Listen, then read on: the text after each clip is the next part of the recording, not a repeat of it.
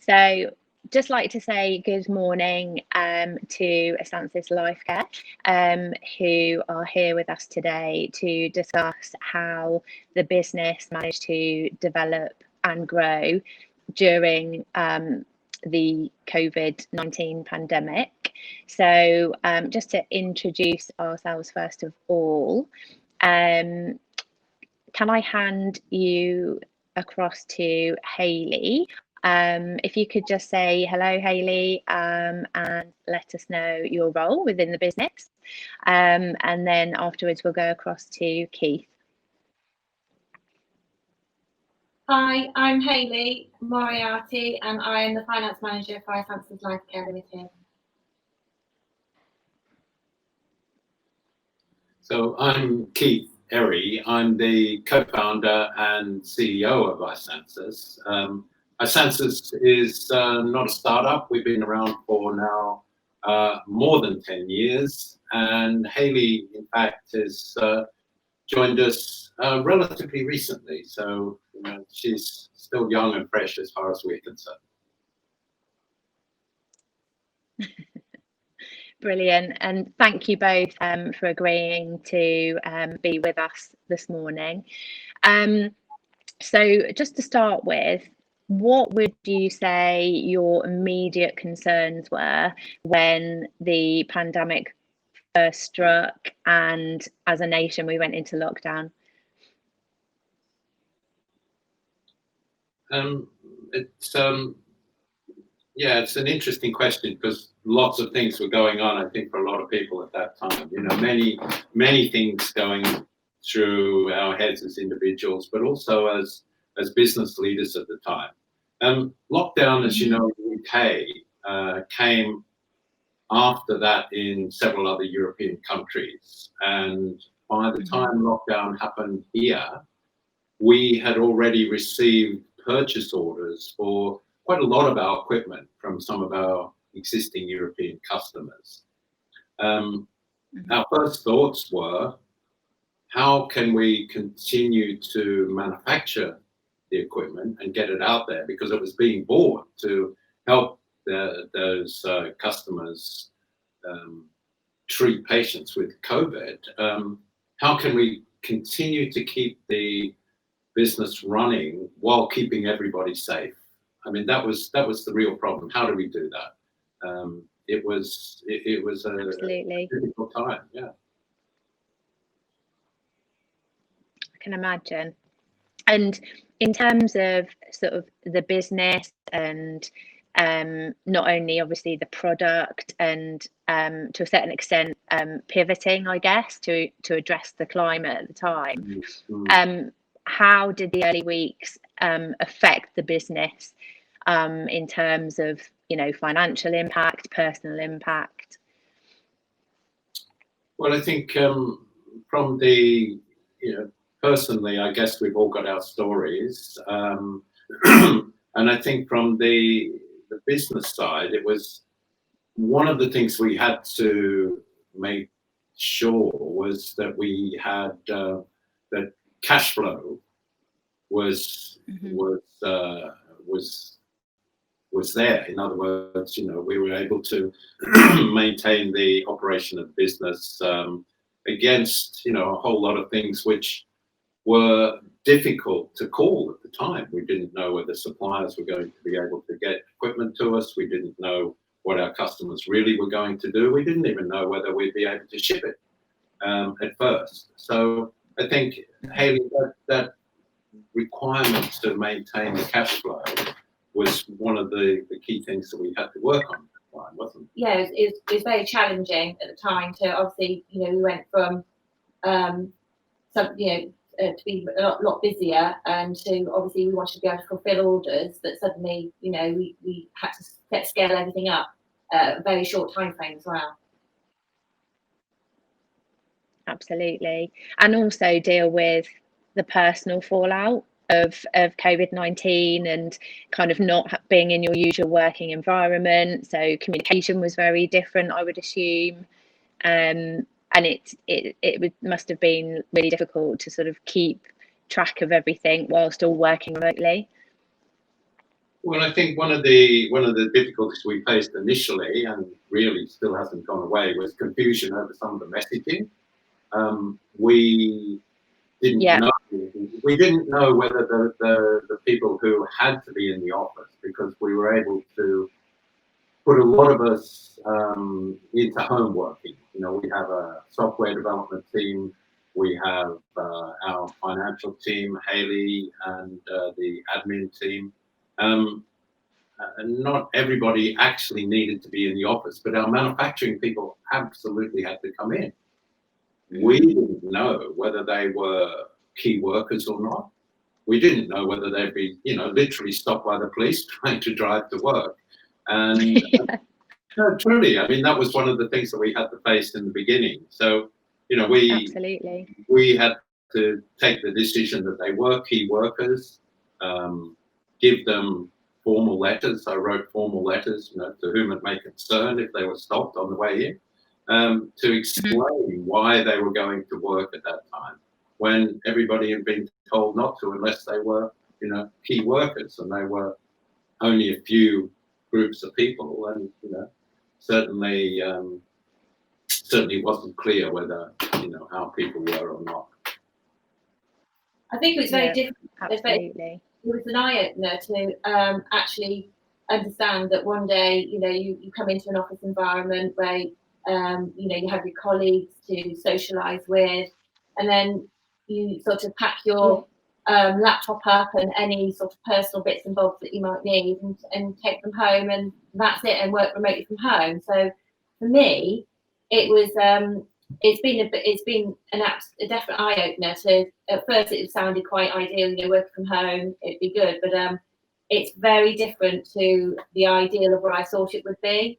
You can feel very isolated and quite detached. And so, you know, we put things in place. We have regular Zoom meetings, which has been a godsend in some ways to make you feel that you're still actually part of the company, part of the process.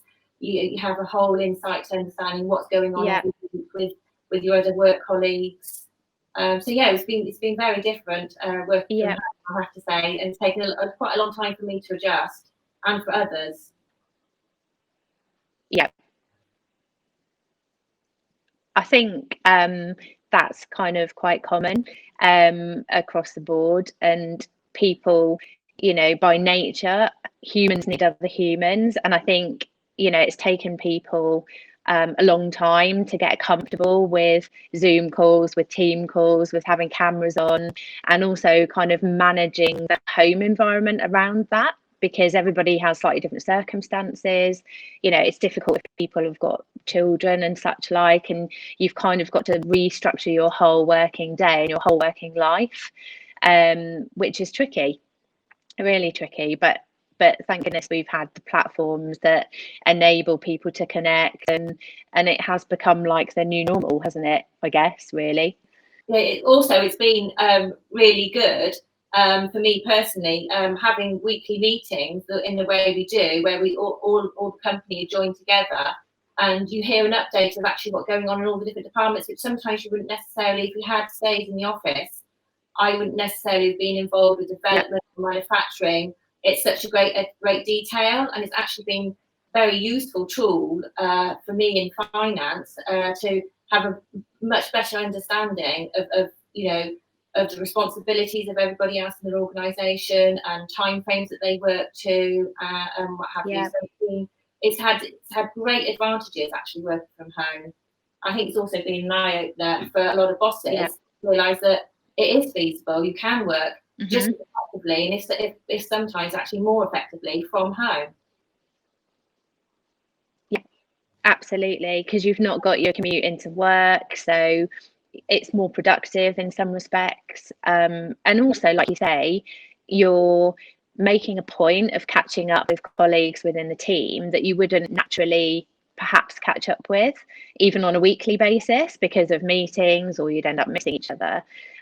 Whereas a quick team call or a quick Zoom call enables you to connect, and like you say, you can then understand, you know, the wider team in terms of decisions that are being made, etc. So I agree. I definitely think there are some positives once you get your head around, you know, the different working environment. I think it's, you know, definitely more flexible, and I think it's changed the whole perception of working from home for an awful lot of businesses out there with their workforces. Well, I was going to say, this does move it into what was going on and the pivoting that we had to do at the time, because against that backdrop, you know, the uncertainty of, you know, what home working meant, we were really fortunate in that there was a very clear mission that we had at the time, and that was that we did have a lot of equipment to deliver. So normally our production would be a few systems, our kind of monitoring systems per week.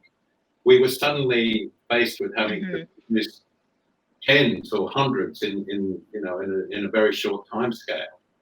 And this meant that our whole focus then became this mission to make sure that we were able to deliver this equipment to the healthcare providers who'd ordered it from us. And that meant that everybody was able to get behind something which was really very clear and a really, you know, sort of fundamental focal point for the business. And so that was what we said. Under any, you know, whatever we do, we have to get these devices, these goods shipped out the door. And so that meant that, you know, from, you know, Hayley's point of view, what we needed to do with the finance, as we said, make sure we had money. So we were able to get the customers to pay for the equipment 50% of it up front. That was because they had government grants and, you know, there was money flowing like water in the beginning of this. So we were able, you know, we were able to sort of grab some of that. And then the other thing that's really interesting is that you know, we make medical devices. We work in a highly regulated industry, and we had to make some very quick decisions about, you know, changing out certain components that we couldn't get because of the, you know, the interruptions to supply lines. And that has a knock-on effect in the regulatory side and so on. But so we just had to improvise while staying compliant. And, you know, there was a whole lot of really fantastic stuff we did, both to, you know, get through all the regulatory side, to get through the whole financial challenges, and also to gear up production to meet this, you know, for us, huge additional demand. Yeah, absolutely. So just with that in mind, Keith, what would you say are your sort of key learns from those early days in adapting the business to cope with the demand and the current climate? It was really clear, and that was that, you know, we just, I guess by good luck, we'd assembled a team of really fabulous people, every one of whom just rose to this challenge, you know, and it was just really, really wonderful to see that. And yes, and as Hayley said, we had these weekly Zoom calls as a company, various operating teams within the business also had their own daily calls, in some cases, to make sure that things were on track and we were getting things done. I think that was the learning, that, you know, everybody just rose to this challenge in really remarkable ways, really creative ways. It was fabulous. It was a really good time, in a way, just to have that happening. So, like, no, personally, I think the communications within the organisation improved 100%. You know, people communicating with each other much more efficiently, because being removed from the office, being removed remotely and being isolated, it made you work differently. And to absolute the advantage of Isansys as well, to deliver, you know, and fulfil the order you had.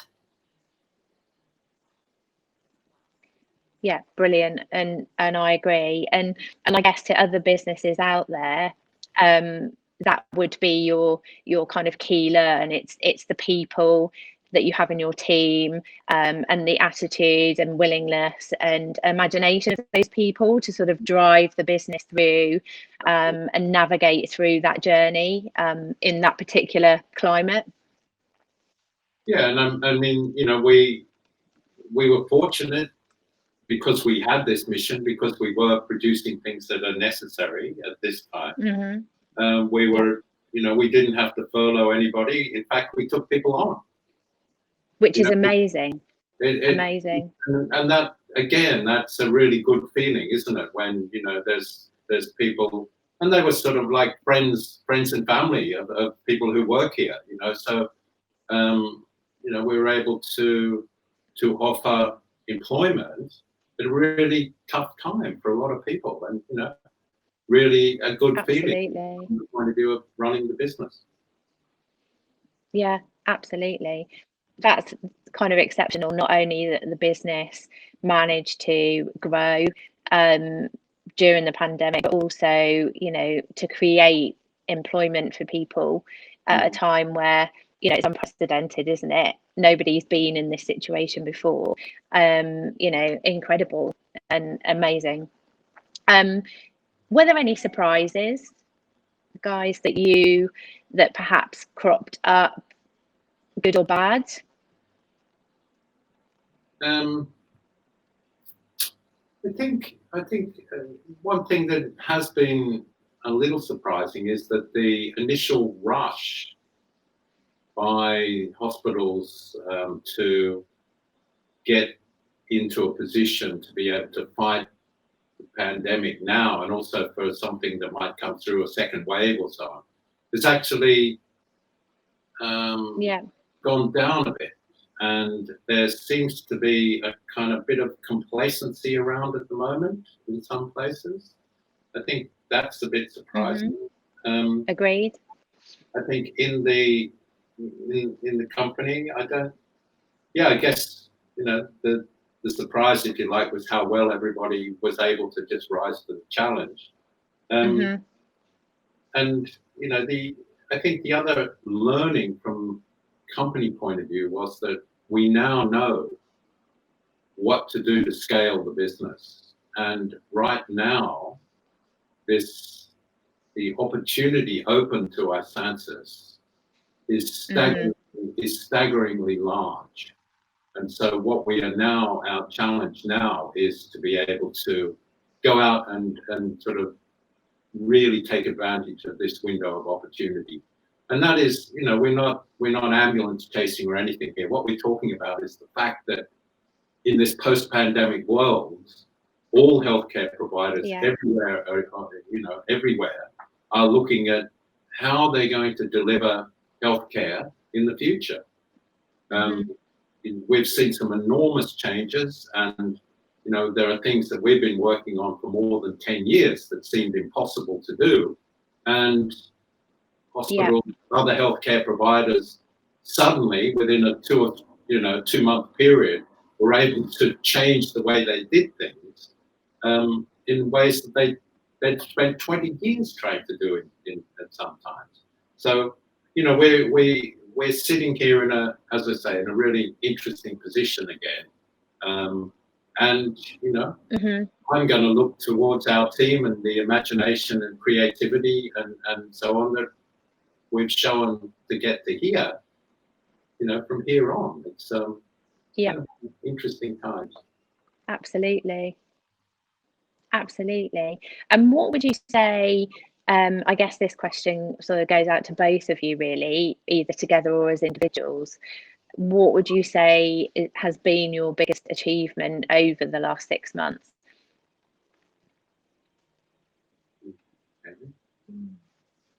Biggest achievement? I suppose to keep on top of the cash flow and ensure that we can to get through, because it's all very well, you know, we had the orders and the business, you know, sort of took off at a great speed, but that still has to be managed, and it's been, you know, I won't deny it's been challenging. But you know, we did, and I think that's probably, yes. Brilliant. And what about yourself, Keith? Would you agree, or do you have, you know, something yourself personally that you feel has been an achievement or your biggest achievement? I think it's you know, just you know, just being able to work with the people here to get the business through the last 6 months and set up in a really interesting way for the future from here on. Yeah, absolutely, undoubtedly. And you know, then there's also those other achievements that Hayley didn't talk about, and you know, all of us could talk about, and that is, you know, we survived the lockdown. We've been able to manage our families, and you know, the domestic challenges which we've all faced over this period. It's been, you know, and you know, those of us who come through probably feel reasonably good about that, you know, because absolutely, I wholeheartedly agree. Brilliant. So where do you think, I know you've described, you know, the position the business is in at the moment, in that you know, you're still scaling, you know, which direction you're going in. Where is there anywhere specifically that you're hoping to take the business in the next 6 months? Oh yeah, absolutely. I think, you know, I think if anything, our ambition is even greater now. Yeah. And so we're working on several plans. So I won't go into them in any way, but several plans that would have, would take this business to a whole new level. And you know, we have some good support from that, from the people who support this company, our financial backers, our associates in various areas, and indeed a lot of our customers as well. And you know, we're also fortunate to have some support from things like or organisations like Innovate UK. You know, we're doing further really smart developments around some of the products, and you know, our operations outside of the UK are really starting to, you know, to go extremely well. You know, we have a company in Germany, and Germany, as we all know, handled the pandemic, the first wave of the pandemic, really well, and it's actually doing some really interesting things in healthcare now, and spending a lot of money, and we can see that we can benefit from that. So yeah, everywhere we look, we can see opportunity, which is always fabulous. But you know, ask Hayley, getting there always requires that careful management of today. You know, this month, absolutely. You know, this month's payroll, this month's payments, and you know, that's always a challenge for anyone. Yeah, most definitely. Absolutely. Yeah, no, I agree. So in hindsight, is there anything that you feel you would have done differently?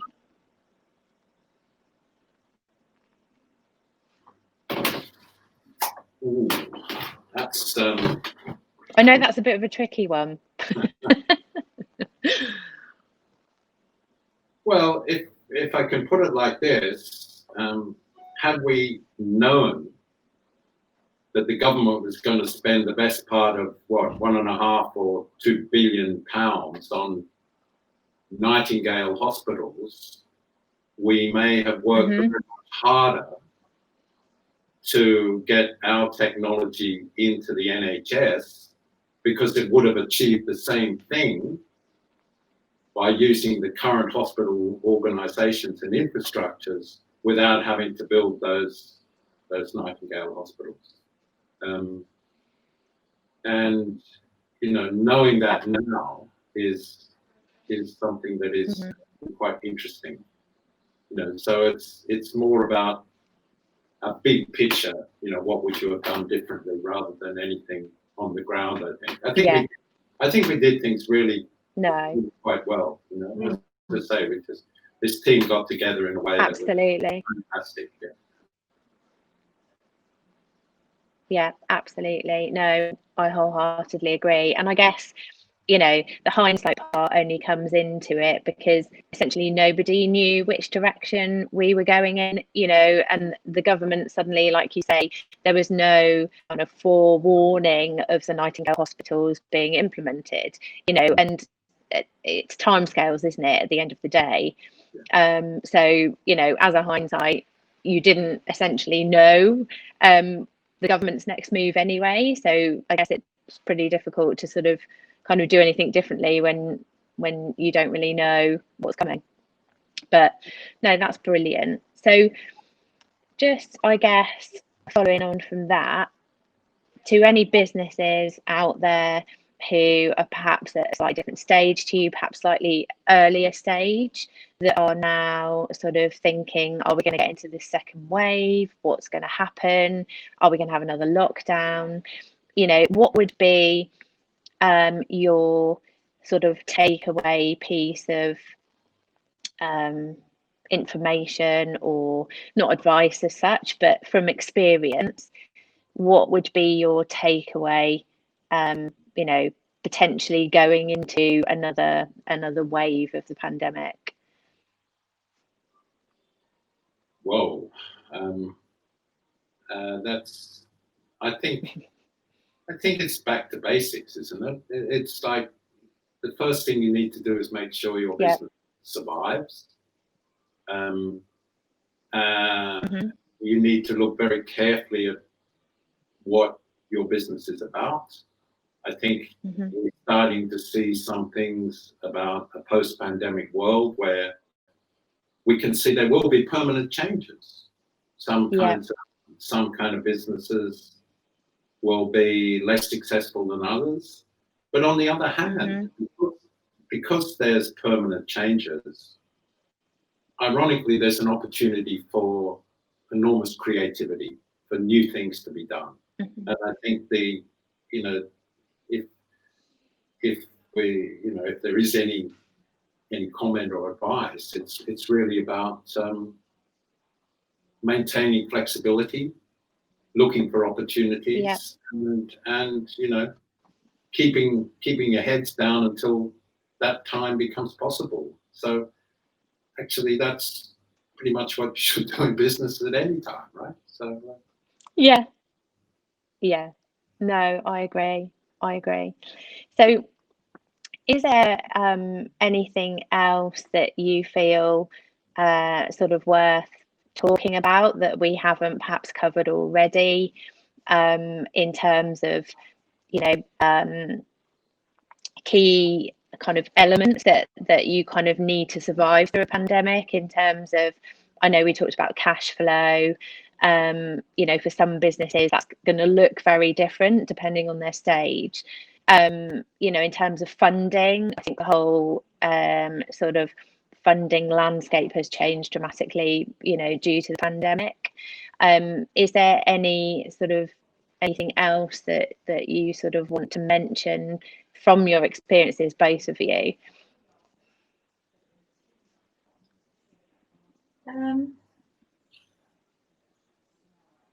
I'd just say embrace the changes. You know, that there was a lot of changes that were forced upon us in a very short time frame and very quickly, and it's just, you know, a change is a good challenge to take that as an opportunity to make improvements. And you know, I see that the pandemic for us has been a huge improvement in the way we actually function as a company, in the way we work.